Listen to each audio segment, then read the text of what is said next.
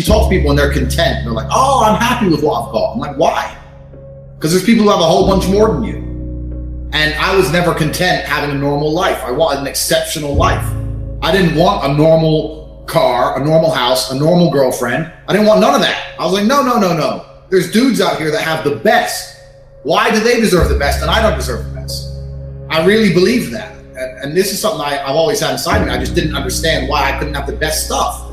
A wealthy upbringing. We come from a very poor upbringing. When we moved to England, we were in a homeless shelter for the first year as we were trying to find council housing, and we were growing a single mother council estate. Yeah. I've got every excuse everyone else has got to be a criminal asshole, and I'm not. Yeah. So, and people go, oh, you're lucky you could kickbox. I said, getting up and running to this gym because my mom didn't have a car and we couldn't afford the bus, and running 4 miles training, then running 4 miles home is not luck. You could have done that and didn't want to. So, people may meet barriers, but if you genuinely apply yourself. Nobody, absolutely nobody, gives a fuck about you as much as you're going to have to give a fuck about yourself.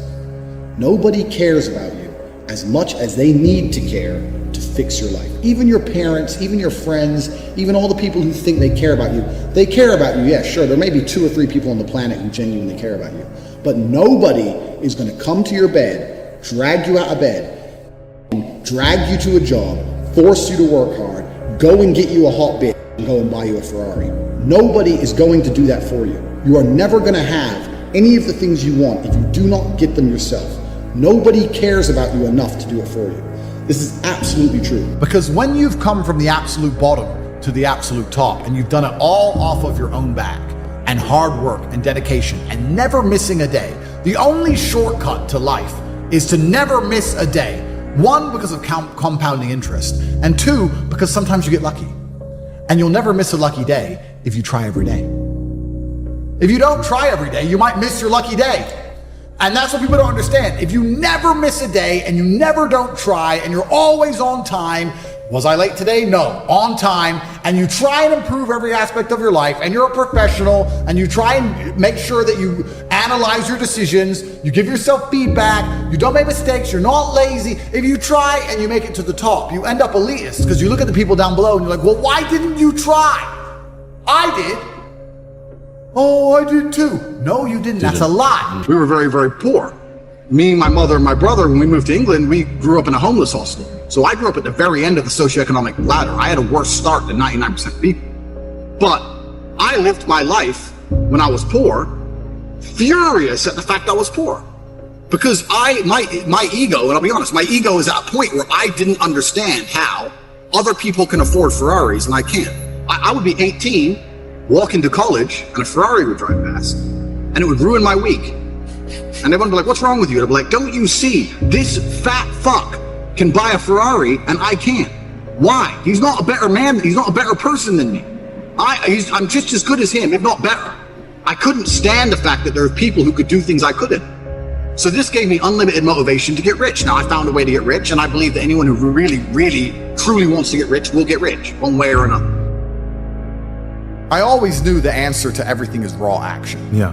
The answer to everything has always been raw action. My dad had a tweet about this. He said that raw action solves all. And he used to say this. I'll give you an example. If you're a farmer and you need rain for your crop and there's no rain, you can sit there and say there's no rain, we're all gonna starve. Or you can stand up and do a rain dance. Now, will your rain dance work? Perhaps not. Perhaps the rain won't come. But I would argue that you're better off standing up doing that rain dance than just sitting there waiting to die. You have to do something. Raw action solves. So when I was broke, I was never like, I'm poor, what do I do? It was, I'm poor, I have to do something. If I was broke, I'd go for a run. That's why I was such a great fighter. If I was broke, I'd sit there and go, I'm actually poor. How do I make money? Dunno. Where can I get some cash? Dunno. What work can I do? Dunno. I'll just go for a run then. And I'll just go for a 3-mile run. And what the you need to sit there and realize, whoa. I have a few years of consciousness, and even less than that, I have a few short years as a young man, because age will damage you. I mean, if you're a millionaire when you're 60, it's not nearly as good as being a millionaire at my age. I became a millionaire at 28. So you need to realize you've got a few short years as a young man, you're wasting them. What's the definition of a loser? I think the universe is absolutely and utterly giving. I've never seen anybody dedicate themselves to something completely and fail. I've never seen somebody eat right, go to the gym every day, train really hard and not be in good shape. I've literally never seen it. The universe is extremely giving. If you actually try and you actually want it and you're actually not making excuses, lying, talking shit, you're gonna get what you want. So when I see people who don't have what they want, I consider them losers. And this may be elitist, I understand that. But if I put myself through endless pain to end up where I am, it's very hard for me to have sympathy on the man who's afraid of pain. You're avoiding pain. I've been through endless. I now have everything I've ever desired. You have none of the things you desire. Am I supposed to feel sorry for you? Is it an easy way out? Am I supposed to look at you and go, oh, poor dude? No, you were a fucking coward. You didn't go through the shit I went through. You didn't put it on the line. So you deserve your substandard reality. That's what you deserve. You're a fucking loser. Because if you actually wanted it and you actually tried, you'd have it. You could have anything you want. Universe is super giving. You want a fucking Ferrari, you can have it. You want that bitch, you can have her. You can have anything you want on the planet. There's not a girl I look at that I want that I can't have.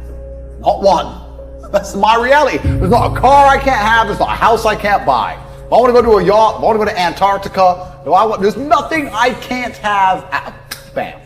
Because I've decided to become this man. It's the same for absolutely every single one of you at home. If you want it, you can have it. If you're sitting there saying, oh, but I tried my best and I still didn't get it, you're lying. You didn't try your best. That is a fucking lie. The universe gives it to everybody who genuinely tried. So what's the main thing that you want to get across to the world? My main message is to resist the slave mind. I think this all the time. To understand that every single thing you're being told has an agenda behind it, or you would be told it otherwise. To examine every strongly held belief you have and try and identify where it comes from and why you have it. I sit and argue with people, I discuss things with people, and they so fervently believe a point. And I say, why do you believe that so much? Like, do you have personal experience? No, but I saw the news. Why do you believe? The news told you X, and now you are desperate. You will sit here for hours arguing that point. A lot of people are completely empty vessels ready to be programmed. And I try and tell people, listen, to just stop for a second and understand that the things they're telling you to believe are not necessarily for your benefit. The people who make the rules don't make the rules for the benefit of everybody. They make the rules for the benefit of the people who make the rules. Yeah. Again. So telling people to resist a slave mind and just be critical thinkers, keep their brain open, pay attention to things, be perspicacious, that's the general theme. And it doesn't matter whether you're left, right, liberal, man, woman, etc. It's just think for yourself. I always knew the answer to everything is raw action. Yeah. The answer to everything has always been raw action. My dad had a tweet about this. He said that raw action solves all.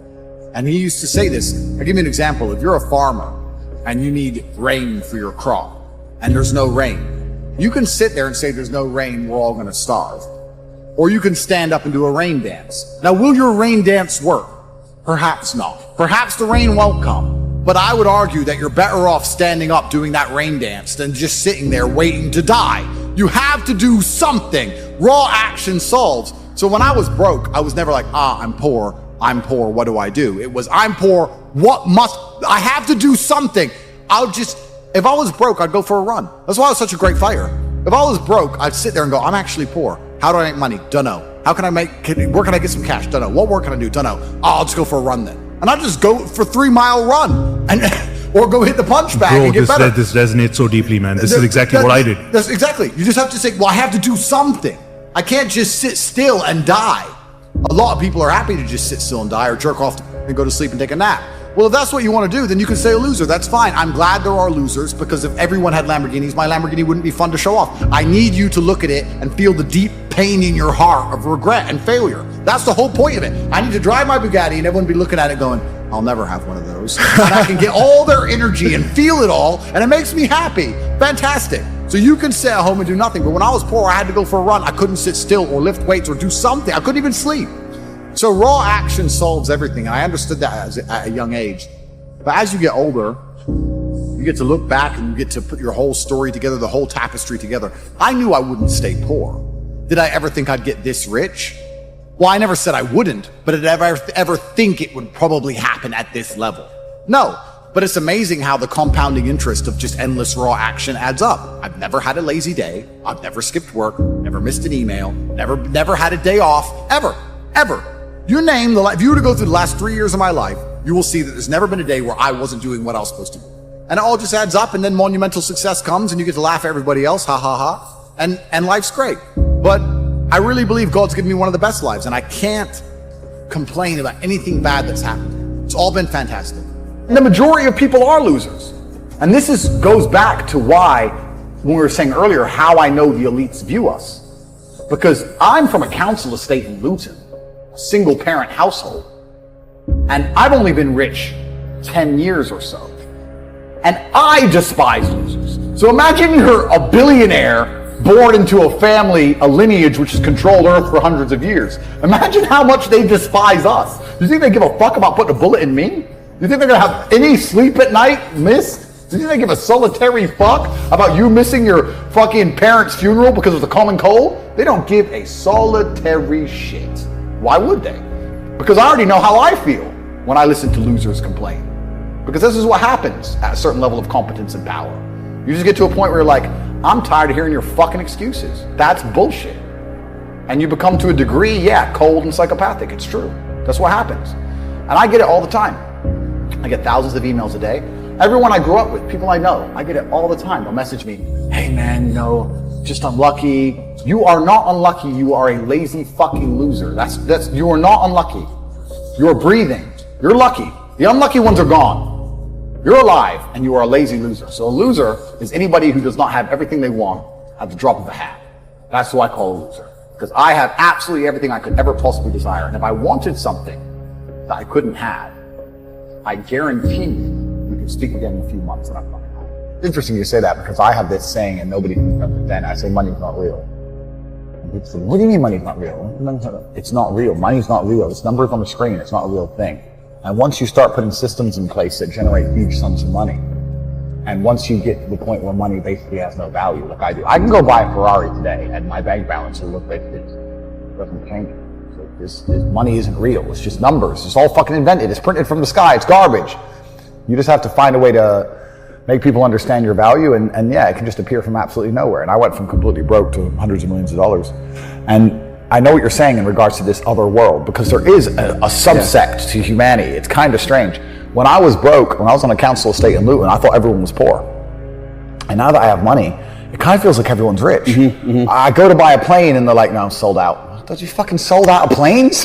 I go to buy a Bugatti and they're like, sold out. I'm like, all the shit. Who are these people? Yeah, everyone's bought everything. Yeah. And it's crazy how many people out there have such ridiculous sums of money, truly ridiculous sums of money.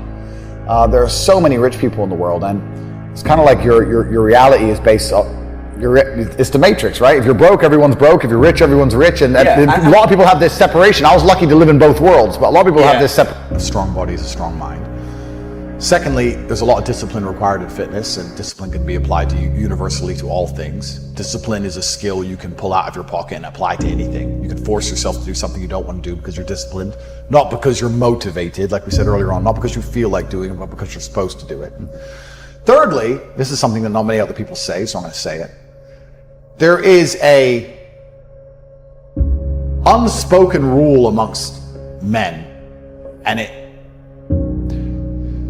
I remember a few weeks ago, maybe a few months ago, there were women on Twitter or women on the internet saying, when men meet, do they always think about the possibility of violence? Does that cross their mind? And they were surprised by that fact. That if men we met for a podcast, but if you meet men in an unfriendly scenario or you don't know who they are, for a fraction of a second, you're thinking, can I win this fight?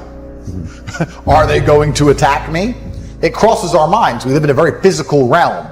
Any man who doesn't has been polluted by the Matrix and will never be competitive and is doomed to fail. But if you're truly competitive like you should be as a man, it always crosses your mind. And one of the important things about physical fitness that most people never talk about, never say, is men treat you different when they know that you'd be hard to hurt.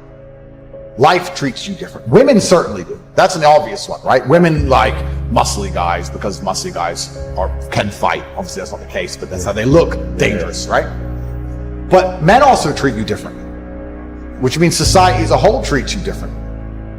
I would argue that if you wanted to run any kind of company or even do sales or do anything else. Let's go back to sales. Let's talk about what we were saying earlier. If I wanted to sell windows and I came in fantastic physical condition, the person who's buying from me, one, knows I'm disciplined, and two, knows I'm diligent. That's going to be some massive advantages from my sales perspective. Right. But also, I would argue that men are happy to look up to somebody who is physically strong in a different regard. I think it would be difficult for you to be a true leader unless you showed some degree of physical prowess. I think that's just the way the world has always worked at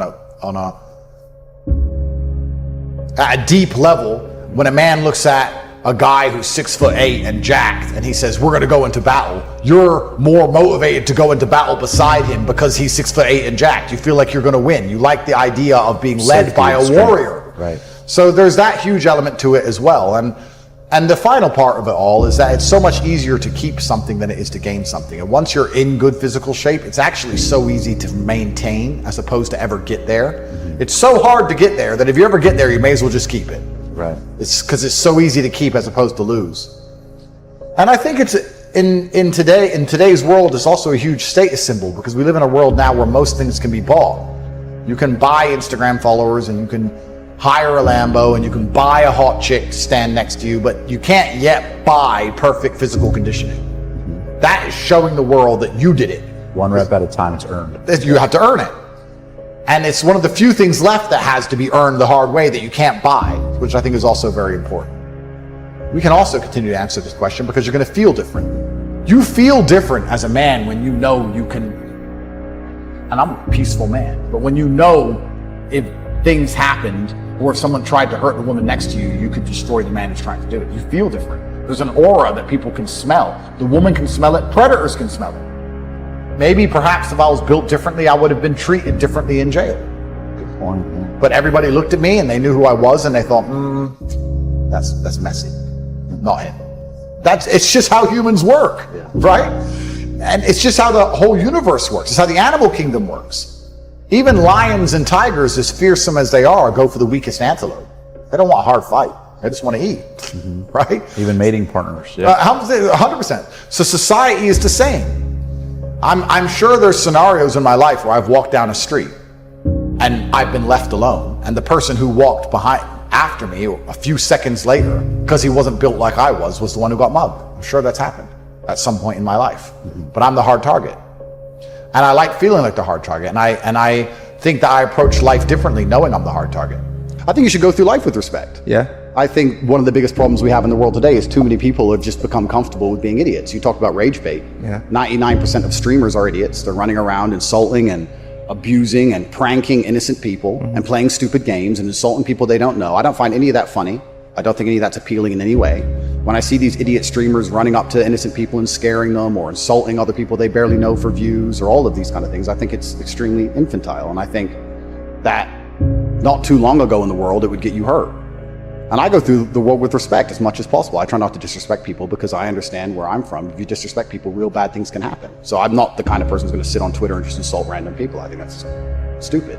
Even if they can't find me, even if they can't get to me, even if they don't have the capability, I think God himself is watching, and I don't think God likes people who do that kind of thing. I think that you pay the price one way or another if you're going to go through life and be that kind of person.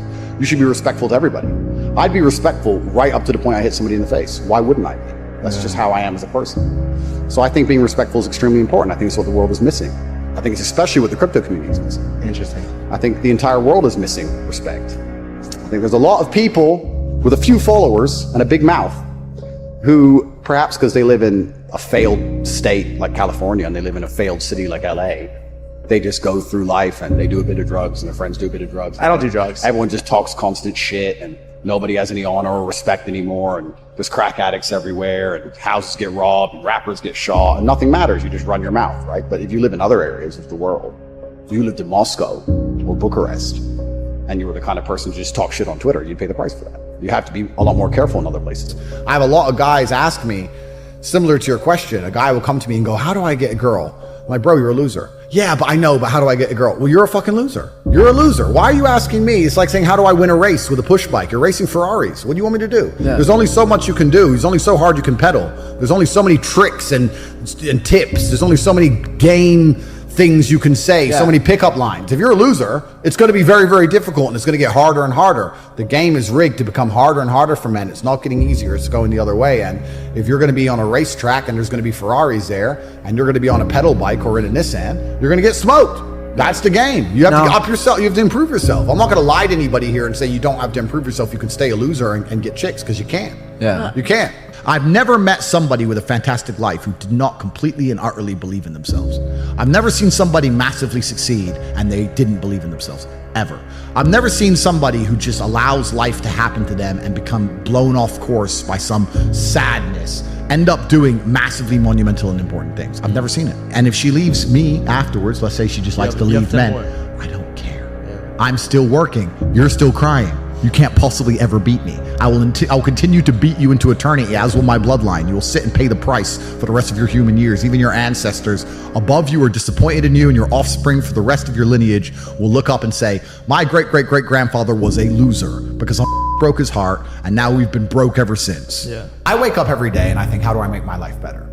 Nobody else wakes up each day and goes, how do I make Andrew Tate's life better? So if you're not the person who's waking up every day going, how do I improve my existence? Then nobody is. Nobody on the planet is considering improving your one spin on Earth. No one else cares. Nobody else cares. So if you don't care, then you're fucked. So you need to wake up and care. And it's amazing to me, like you're saying, how did I find my mentors? I just tried a bunch of them. Like when I had no money, I would try very hard I'd listen to lots of different people, or I'd try different things, and I wasn't scared to invest in myself, because I understand that, look, if he's taking time out of his life, then I need to reward him for it financially. And I tried very hard, and I listened, and I paid attention, and I was never lazy.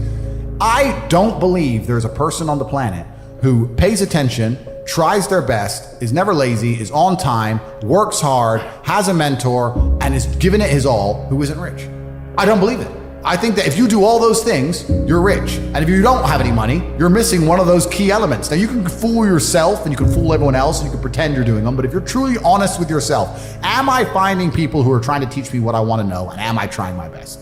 And the answer is fucking no every time. Just even being around people with money is just a good place to be.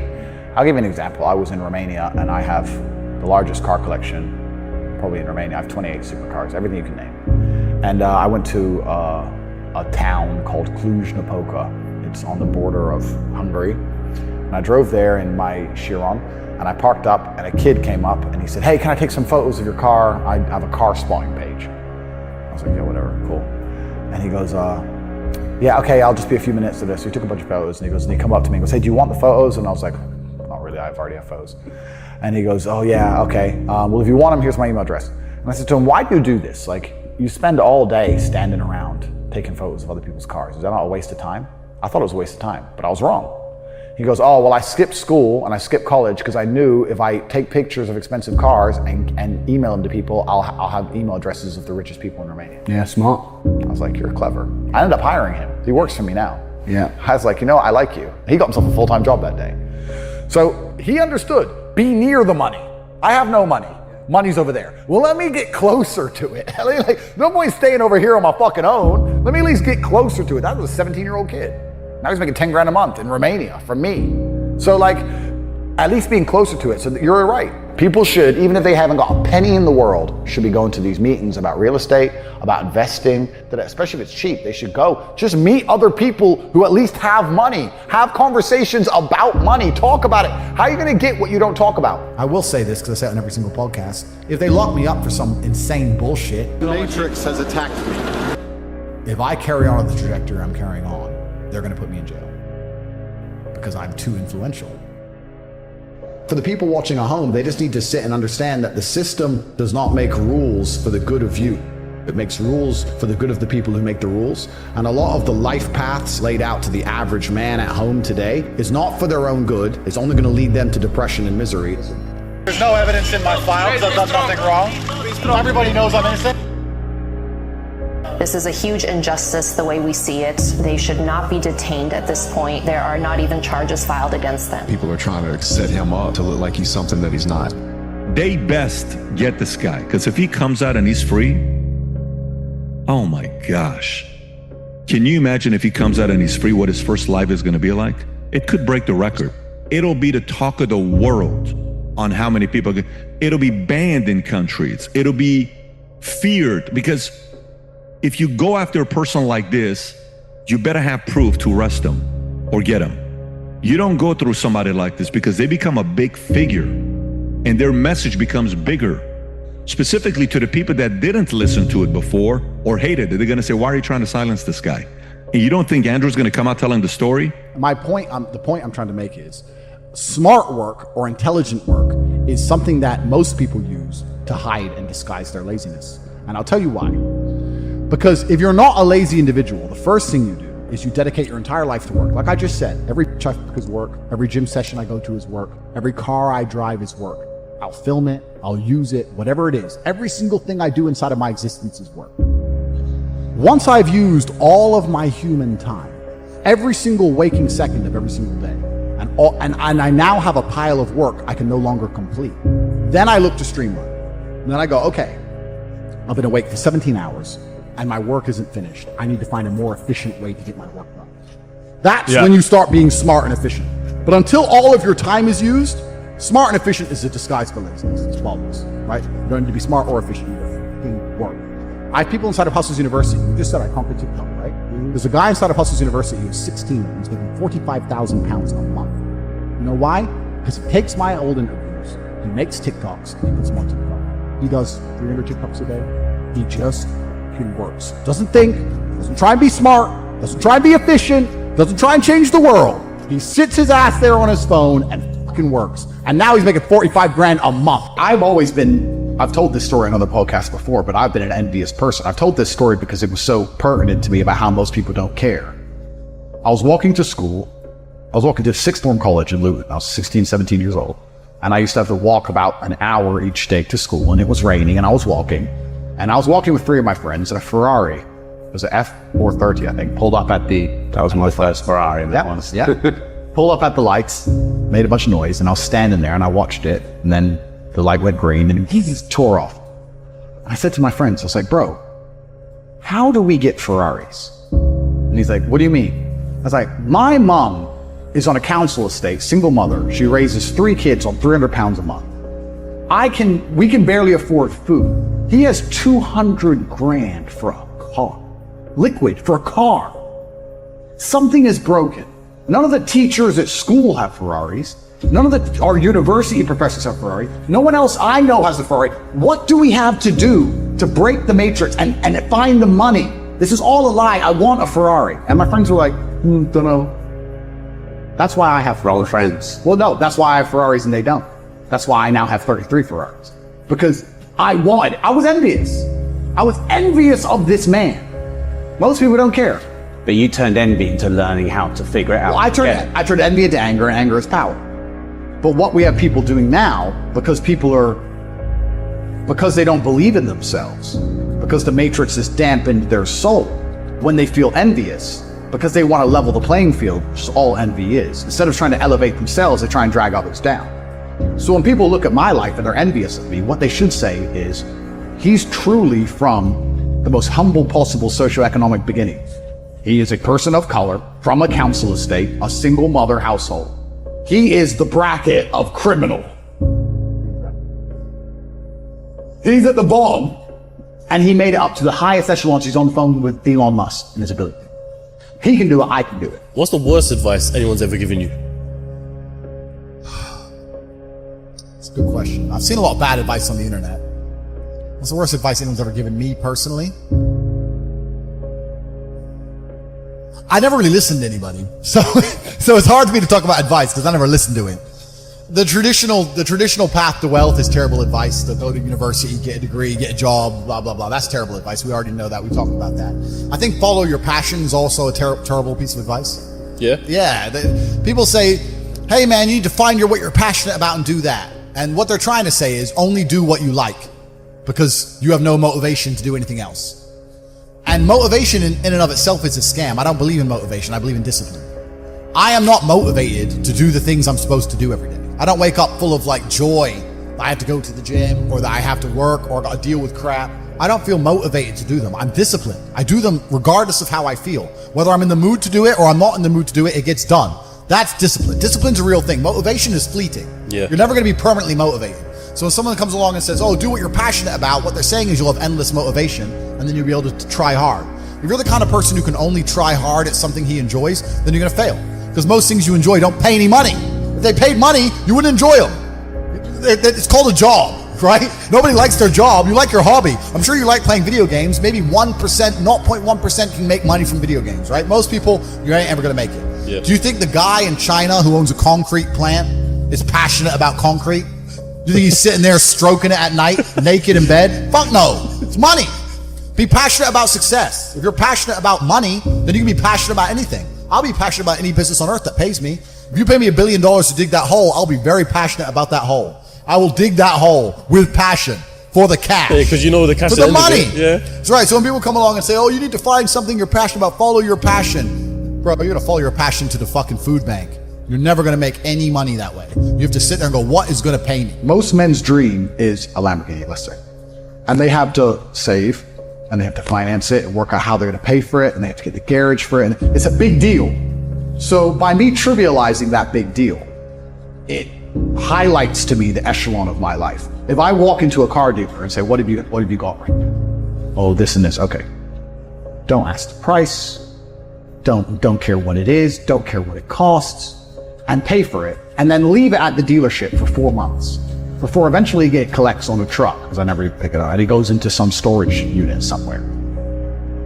It's like I get other people's dreams with ease. I take their dream scenario and I trivialize it into just, yeah, okay, I don't even want it.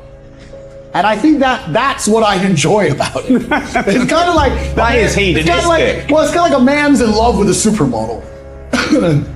Oh, I love the supermodel. And he writes on her Instagram, and well, these dudes, this is real. A man's in love with a girl on Instagram. She's got 3 million followers, and she's beautiful, and he's liking her posts and writing underneath it, and he's inboxing her, and she's not replying. He's obsessed with her, and I'm like, yeah, okay, coffee. Fine, Tuesday. Do I really want to talk to her? No. But this man wants it so bad that I have to make it so ridiculously easy. I guess it's kind of like a peacock putting up his feathers, you know? Or a lion saying, don't come near my territory, don't come near my tree, or I'll annihilate. If you were in a room with ice cream experts and all they talked about was ice cream, how to make it, how to store it, how to move it, the different flavors, the size of the cartons it's in, how much it costs to produce, if all they talked about was ice cream and you were in that room, sooner or later, when someone comes to you to ask you something about ice cream, you're going to know the answer. Yeah. But you're going to accidentally know some shit about ice cream. If you're in a room of people who only talk about money, do you understand what I'm saying? Yes. So you need to be around people who are about it. And the problem is with the people out here, everyone has a dream, but not many people have a plan. A dream and a plan are different things. When you say to guys, do you want to be rich? Yeah, I want to be rich. How will you get rich? One day when a ship comes in. So you can have a dream with no plan. When's the last time something fantastic has ever happened on accident? When's the last time you've seen a big jacked dude and you say, hey man, how'd you get so jacked? And he goes, dunno, oops. Dunno, it just happened. No, he planned it. He went to the gym, he worked for it, he ate a certain way, he planned his meals, he had to make it happen. It's exactly the same with getting rich. You need a plan to get rich, right? Most people everyone out there has a dream, but very few people have a plan. Yep. If you're surrounded by people who have a plan to get rich, and you provide value to them in some way, because they're not going to drag you up if you ain't doing nothing, because that's what friendship is. Friendship is value exchange. Yeah. If you provide value to them, sooner or later you're going to begin to make money. Let me tell you something. When I was broke, and like I said, I have a bunch of money now. I was broke. This is not like I was broke, but from like a middle class family. I was broke, single mother, public government housing, no car. I had to run to the gym, broke. When I was flat broke, the only of my friends I'd sit around and talk to were my friends who would talk about money. The guys who would sit and talk about video games or sit around and talk about football. Yeah, I wouldn't hang around with them. I only used to sit and talk to my friends, talk about money. None of us had any money, right? But if we walked into a coffee shop and we bought coffee, we would then sit there over our coffee and analyze, how did this coffee shop make us give them our money? Because that's what's happened. We've given our money to this coffee shop. Why? Did we really want coffee? Where is it located? Is it in a convenient location? Is it because of the brand of the coffee? Is it because the waitress is cute?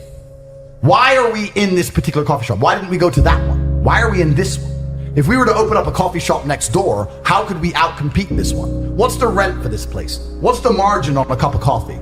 Everyone in here's a man. If you notice, everyone in here's a man in a business suit. Why is the person serving not a hot girl? Why is it a guy? Do they sell sandwiches? Do they sell cake? Like, start to actually think. Think about the money. And then if you do that every single time you spend money on anything, you're going to end up realizing there's tons of gaps. There's gaps in the market everywhere. You'll start to sit there and go, you know what? I could open up a coffee shop right next door to this fucking coffee shop. Change this, this, and this, and murder this place. But people don't think about it. People just give their money away all day, and it never even crosses their mind about how they were convinced to give their money away. Yeah. You know? Because if you want to get rich, you're not the Federal Reserve. You can't create money from the sky. You need to convince other people to give you their money. So every time you give your money away, work out why. Yep. You know, so you need to be surrounded by people who think this way. You need to adopt this attitude. I've always had it even when I was poor. You need to start to realize that the traditional methods of creating wealth, which are advertised to you, are a scam. The idea that you can just work really hard, save up, get a mortgage, and in 35 years pay the house off, and then you'll be rich. That's not real. That's what your parents did, right? The average cost of a house during your parents' era was like 4 times the wages or 5 times the yearly wage or something. Now it's completely out of control. Yeah. It's completely out of control. And patience is another thing I'll make a big point. Patience is a huge enemy to getting rich. I don't care what these Gary Vee and these dorks, because Gary Vee's a nerd. Gary Vee's a nerd, right? He may have some money, right? But if I were to grab him by his neck, hey bro, you gotta be really tough and you gotta really work hard. Shut the fuck up. Pussy. He's a bitch, right? So when all these dorks are talking about patience is what they tell the slaves to convince the slaves to keep being slaves. That's what it is. If I was in charge of the world, right, and I had a working class of slaves, which is what the working class is. I don't use that word slaves unironically, right? You're slaves, and I'll tell you why.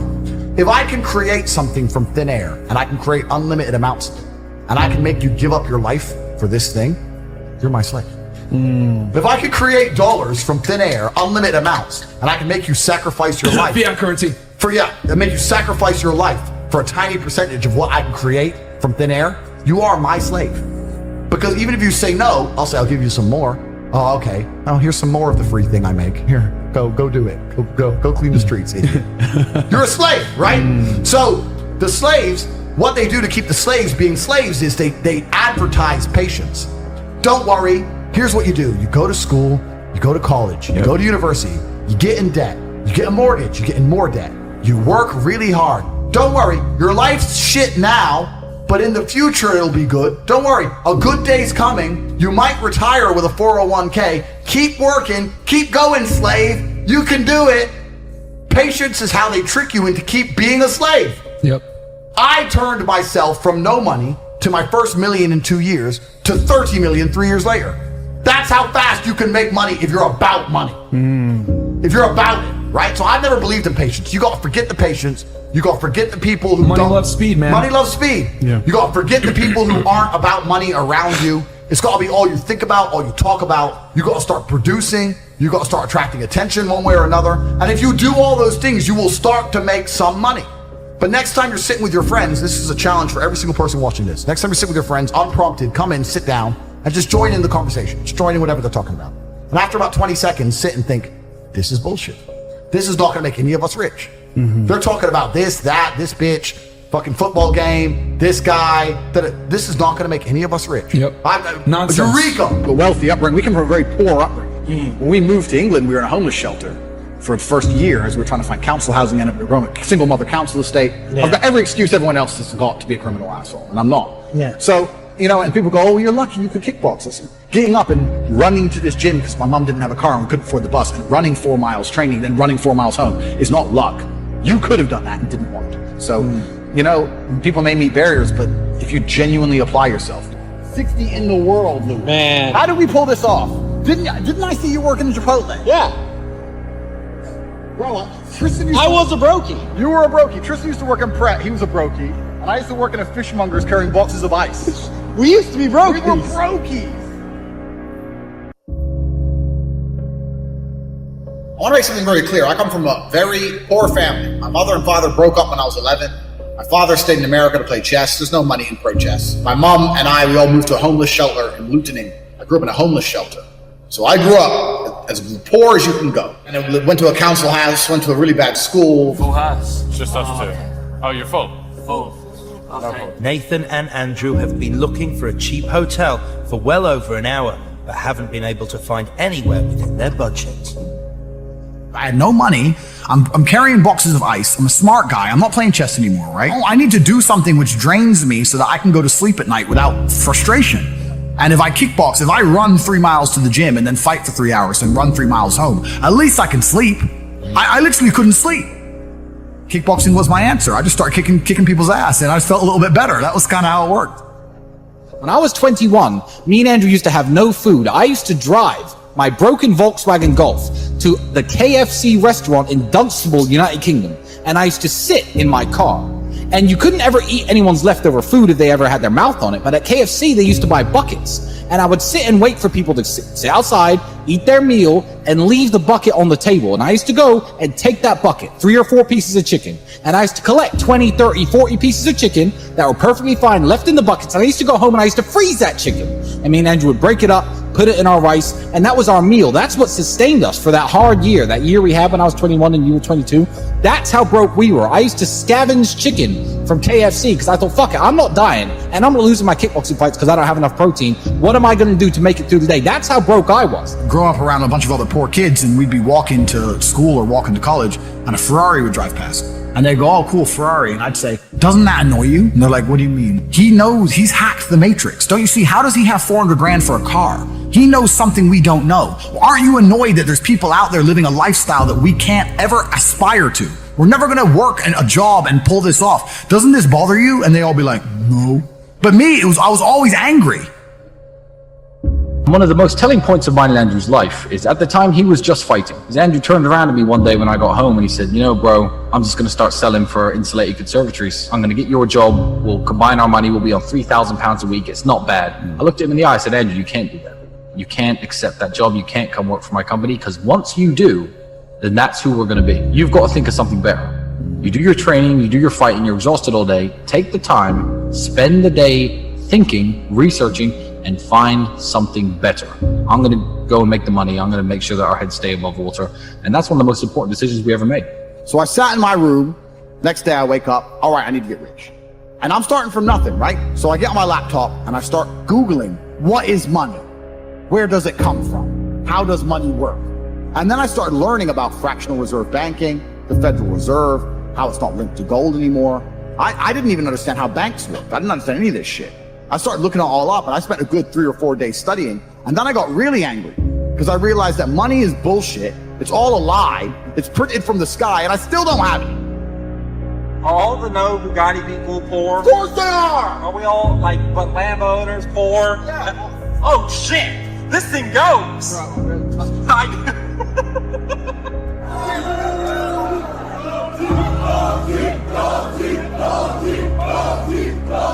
Now the most famous man on the planet. I'm more Googled than Donald Trump, Joe Biden. I've conquered the world. Whoa! How much are you worth? I'm a billionaire by now. This week in between Christmas and New Year is perhaps the most wasted week of the year. Nobody does anything significant. You're sitting around, it's just been Christmas, and you just want to wait, etc., etc., etc. If you start at the same time as everybody else, you don't have an advantage over everybody else. You're going to run a race. You want to go first, don't you? So do you have to wait for the calendar to reset because you really need that little bit of extra motivation to not be a lazy piece of shit? Do you need to see a number 1 on the calendar to get up and get your work done? The winter's New Year. The winter's New Year begins directly after Christmas because you have Christmas Day, you sit around with your family, you eat food, you listen to your aunt, you see that cousin who thinks they're successful. I actually just got into college. Imagine getting into college. If you work hard while everyone else is resting, for some reason that work you do is double as powerful God is watching the work, and he has a big pile of benefits. And he's saying, who's doing work right now so I can give them some benefits? And on a normal day, X amount of billion people are doing work, so he hands out some benefits. But on a day when everyone else is being lazy, when you do work, when he divvies up the benefits for the work, you're going to get more for it. So right now, we're in a time vacuum. We're in a period of time, the days between Christmas and New Year, where everybody wastes their life. If I were to ask you, what did you do with the days between Christmas and New Year last year? You wouldn't even be able to tell me. You believe you can waste the following days between Christmas and New Year because you think, Tristan, these people at home think that they've had a hard year. I've worked hard this year, so I'm going to just relax until the new year. I've done enough work. I've had a really difficult time. In fact, I've achieved a lot. Have you put a dent in the matrix like we have? No. Have you suffered in a Romanian jail cell like we have? No. Have you birthed any more children? Have you started $1 billion company? Were you the most Googled man alive? No, you've done nothing. And even after fucking up for a whole year, you think you need rest. You don't need rest. What you do need is to get a head start on the competition. On the 1st of January, when everyone tries to pull motivation out their ass, there's going to be a week or so where people are going to try really hard, and all the blessings from God have to be divvied up amongst all the peasants before they eventually quit and give up. These days, you're going to get the most benefit from your work, which means you should double your work. Make hay while the sun shines. And because I am Top G, I have decided to offer you all something brilliant. Because I know most of you struggle with the basic tenet of dedication and motivation and concentration. You have TikTok brain. Your mind has been assassinated by the algorithms. This is the average person's life. Gets his phone. TikTok, TikTok, TikTok, TikTok. Girl on Instagram. Hi. She doesn't reply because she's a loser. TikTok, TikTok. Pornhub. Twitter. Andrew's a human trafficker. Twitter. I'm motivated. I want to be better. Okay, you have to do this. It's really hard. You have TikTok mind. Your mind get attacked. It's been fried like a fried egg. Imagine you're in bed and Top G walks into your room, grabs you by your hair, looks you dead in the eye, and tells you you're a fucking failure. By your hair, you're asleep. You're a fucking failure! And I dragged you to the gym, and I stood over you while you're on the machines. Puny 2000. You're on the puny machine with the lowest weight. Eventually, after X amount of hours in the worm gym, you might move on from the Punifier 2000 to the real man's machines. Point is, you can do it. You just need someone to make you do it. And I'm not going to fly around the world grabbing you all by your hair. But what I am going to do is give you an opportunity where you can be forced to dedicate yourself for once in your life. During these days, between Christmas and New Year, I'm offering a special package for the real world where you get 2 months for free. You get access to an accountability manager and you get access to the real world platform. So instead, you have to be a man. And when a man says he's going to do something, he does it even if it's hard. There's a 16-year-old kid making 45 grand a month from his TikTok. Because all he's done is, he's gone into Hustle University, he's joined. You say, okay, how do I get attention? I'm 16, I'm not a flawless orator, I don't have a life or life experiences which are interesting enough to be used in a podcast which are going to ever allow people to pay attention to me. Yep. But Tate does. So let me go and find all of Tate's old stuff. Let me chop it up. Let me make a TikTok for Tate. That gets attention. How do I monetize attention? Now people are on my page. How do I monetize it? Well, I can take my referral link. I'm in HU. Here, they can sign up, get 50% off my link. Boom. So he's taken attention, the attention that I generated. All he's done is chop up some TikTok clips, monetized it, and he's making 45 grand a month. Do 16. That's money. Bro, so like it's crazy. So there's so much money that can be made, but you have to find a way to get attention in the first place, right? That's the hard part. And if you look at a lot of companies, so many of them have huge profit margins, but they have to spend all their money on advertising to sell any product, and then the margin gets wrecked because they have to get attention the old-fashioned way, which is advertising. And that's a very expensive way to get attention. You need to find another way now. Yeah. And it's difficult. That is the only hurdle between being broke and being a billionaire. Attention. How do you get it without embarrassing yourself and being a jackass? Because no one buys from the clown, right? So me, I'm lucky because I've had a very, very eclectic life, and I'm good at speaking, and I have a good memory, and I have a lot of stories, and I can sit and tell people, and I can talk in a way that make people know I know what I'm talking about. So that's how I get attention, right? Yeah. But if you don't even have that, then it's difficult. It's hard. You got to find a way. And I don't exist in a vacuum. The educational system exists in a vacuum because the loans that they'll give you, you can only spend on that education. If they were to open it up to fair market, nobody would go university. If they're to say, here's 50 G's. You can buy Bitcoin, you can start a business, you can put a house deposit, or you can buy a degree. Who's going to choose a degree? No one. So they deliberately link the loan to the education and say you can only have one with the other because then they don't exist in a fair and open economy because they wouldn't be able to succeed in a fair and open economy because they are selling a scam. They're selling a lie. I exist in a fair and open economy. You don't have, if you spend $49 with HU, you can spend that on anything else. You can go buy Snickers and man, people are saying Bitcoin's a scam. People are saying some of the most fundamental, rudimentary, new financial systems on the planet, like the blockchain, are a scam. There's always someone who's going to say something's a scam. There are some people who are negative, and the reason that people are negative like that is because it is a disguise for their laziness. If they say something is a scam, they don't have to try. Yeah. Right? But they have to. I'm not saying HU is going to instantly make you rich. You have to work like you do on anything else of value. You have to get in there and try. If they get in there and they don't want to try, what's the first thing they're going to say? Scam. I joined. He told me to do something. It takes an hour and a half. I'm lazy. Scam. That's it. That 16-year-old kid making 45 grand, he's making TikToks all day, every day. He's working. Like, he ain't getting money for free. He's sitting there finding videos, chopping them up, making them entertaining, adding the fucking titles that he's working for. Not that. A lot of people with no money are really, really arrogant. I know a lot of broke people who are very arrogant. They'll come along and go, I think that's a scam. Oh, do you, Brokey? Oh, Brokey thinks it's a scam. Oh, tell me again about how my online educational platform, the biggest in the world, which I've built when I'm flying around in my private jet. Tell me again about how I'm out here to scam you of your fucking 36 pounds. It's dumb because they're arrogant, and their arrogance is a shield for their laziness. People will shield laziness with anything.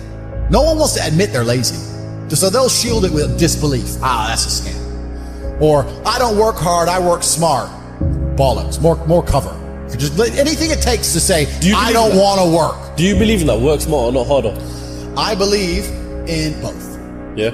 But there's a time when it comes to work smart. And most people are trying to do the smart work before they do the hard work. It's kind of like talent, right? You don't notice if you're talented at something until all the hard work's done. Yep. I could be the most talented tennis player in the world, but I don't play tennis. So if I go down the tennis court, Joe Schmo is going to smoke me.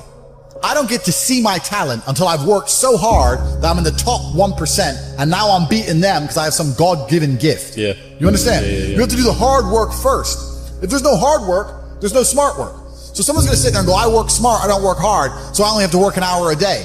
If working smart gets you a lot done in an hour a day, then you should work smart for 12 hours a day and get 12 times the work done. I am absolutely and utterly a believer in hard work. I'm a proponent of hard work. I have all this money and all I do is work. My entire life is work. This podcast is work. I'm getting in the car and going to another meeting. Work. I'm going to fuck a bitch. That's work.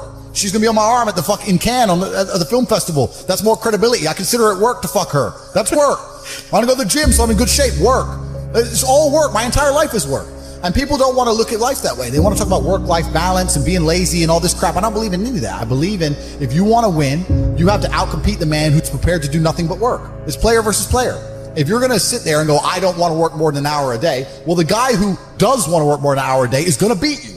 And no matter how smart you are, there's always a smart dude who's doing the same smart work you are for more hours than you're doing it. That's just the nature of the game. And this is why we talk about things like passive income. Passive income's a fucking scam. I'm tired of people coming to me saying, I want to make passive income. Look, everyone loves passive money, right? I make money as I sleep. I get it. You need to de-link your time to your money, because if you're only working for money, you run out of time, you can't make enough money. I understand all those principles. My point is, if you have no money and you're coming to me saying, I want to make passive income, why are you not making active income? Get up off your ass and work first. Because there's no such thing as completely, truly 100% passive. You're going to have to check on it. You're going to have to maintain it. You're going to have to find a new tenant for that property. You're going to have to make sure that DeFi crypto farm you're in doesn't go to zero. It's not a rug pull. Yeah. You're always going to have to keep an eye on it, right? But the idea that people with no money are already so concerned with making money without work is amazing to me. You should be worried about active income. If you show me, if I'm a brokey and you show me how to make $1,000 an hour, I don't sit there and go, okay, but how can I make that passive? I go, cool, I'm making $18,000 a day because I'm going to work. Dude, you don't need to worry about passive income until you have no more time. I look at passive income because I have 18 hours a day I work. When all 18 of those hours are done and my workload still isn't finished, I have to find a way to make some of those income streams passive, either via staff or whatever else. Yep. And that's how I work smart. I use all of my time, and when all my time is done, now I have to become more efficient so that I can get more done within the same time frame. To sit there and say, I don't want to use my time, so I want passive income is dumb shit. The 16-year-old making 45 grand a month, if he was to sit to me and go, I don't want to make the TikToks, I want someone else to do it, make it passive, that he wouldn't be making any money. He's just working. You have to just work. At some point you have to bite the bullet and just work. So when someone comes to me talking about passive income and they're a brokey, I'm like, you are just lazy. you are lazy, you will never get anywhere. Lazy people never get anywhere in life, doesn't matter what it is, doesn't matter if it's tennis or money. If you're lazy, you're never going to get there. But also, diversification becomes very easy when you have a good team. It's amazing, every single thing I talk about ties back to things we've already talked about before. We talk about having good people around you, right? So how can I run all these casinos while I'm not even there? Well, I got people around me who can do things for me. I got a good team of people. If you start with a good team, you're going to make it. That's really true. Brotherhood in and of itself is so valuable. If you sit around with 20 people and none of them are lazy and none of them are snakes, you're going to be fine. So you need to have people you can give this guy's in charge of this thing, that guy's in charge of this thing. Delegate people, different roles, different tasks. Absolutely. You got to have a team, you got to have a network. And my network is so strong, that's one of the big advantages I have. I have people around me who I can genuinely, seriously trust. I think the world is a violent place. I think there's violence all around us. I think that I view the world in a violent way. And I don't mean that in a negative context. I say a lot of things and people take them as negative, but I see them as positive, right? Like I say I'm an angry person and people imagine me to be unhappy. Yeah. I'm super happy, but I'm angry. Angry's motivating to me. You can't sleep if you're angry, so you better work, right? So I'm an angry guy, but I'm a happy guy. And I see the world as a violent place. I've always seen it as a violent place. If most people look at a tree, they see a beautiful tree, right?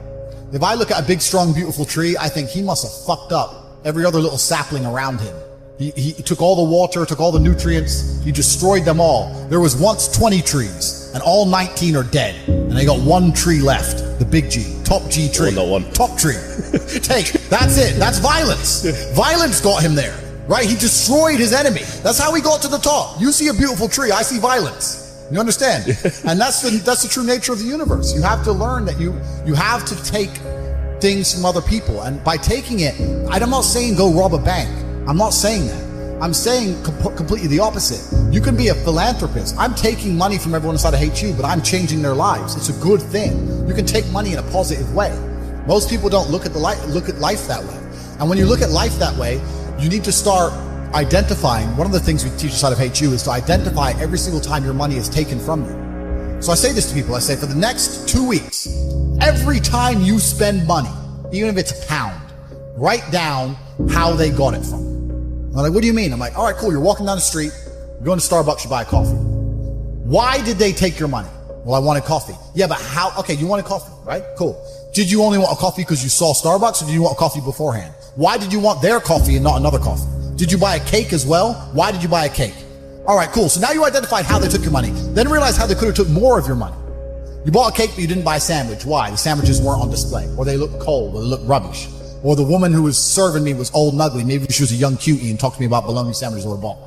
Right? So you need to start identifying how your money is taken from you. Because once you identify how your money is taken from you, you can start to actually intelligently think about how you can take money from other people. If I had to open a coffee shop, if I sit in a coffee shop, right? If I sit in Starbucks, the whole time I'm in there, not only am I thinking about how they got the money from me and how much I spent, I'm thinking about how I could outcompete them. I'd sit there and go, okay, cool. I'm in Starbucks. I spent £5.68. I got a latte and I got a donut. And I'm sitting here, and that business place, that commercial property right across the street is available for lease. How could I outcompete this coffee shop which just took my money? What's the profit margin on this £5.68? How much did this cost them? The coffee, pennies. Donut, 30p maybe, right? How much is the staff? They pay the staff minimum wage £8 an hour. So I've already paid 30 minutes work from that broker, the wage. She's there for another 30 minutes for free, right? How much is the rent? How much is the business rates? If I had to open up there, how would I attract people to come into my shop as opposed to their shop? They got a big brand name. I'm brand new. Okay, well, the bitch working here is ugly. My one's going to be hot. Boom. That's the beginning. Next thing, do they have any signage outside? No. I'm going to try and put some signage outside. Do they have parking? No. I need parking.